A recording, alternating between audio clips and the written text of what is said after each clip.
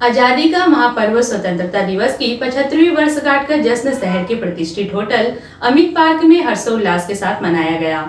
इस अवसर पर होटल अमित पार्क के संचालक सुभाष साव ने ध्वजारोहण किया। 15 अगस्त स्वतंत्रता दिवस पूरे देश में हर्षोल्लास के साथ रविवार को मनाया गया। आज देश में आज़ादी के 75वीं वर्षगांठ की जश्न के खास मौके पर भिलाई में पूरे शान के साथ लहराया तिरंगा।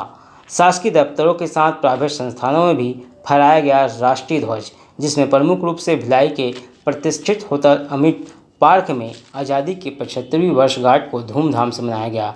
राष्ट्रीय पर्व के शुभ अवसर पर होटल अमित पार्क के संचालक सुभाष साव ने ध्वजारोहण कर सभी होटल स्टाफ को स्वतंत्रता दिवस की बधाई दिए और सभी उपस्थित होटल स्टाफ को संबोधित करते हुए कहा कि हमारे देश को आज़ादी हमारे क्रांतिकारियों के बलिदान से मिली है, इसे हमें संभाल कर रखना है। हमें अपने देश की प्रगति और उत्थान के लिए सहयोग करने आगे आने की ज़रूरत है।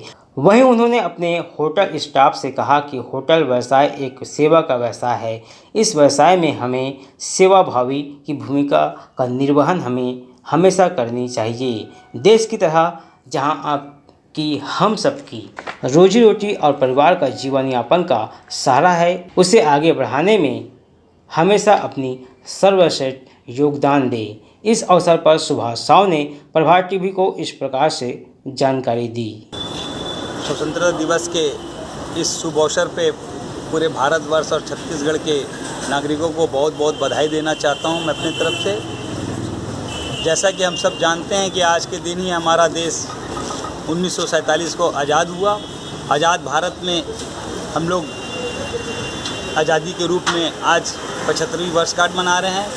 जब हमारा देश आज़ाद हुआ उस टाइम हमारे देश में कांग्रेस के सिपाहियों के द्वारा, कांग्रेस के नेता के द्वारा बड़ी शहादत देने के बाद हमारा देश आज़ाद हुआ।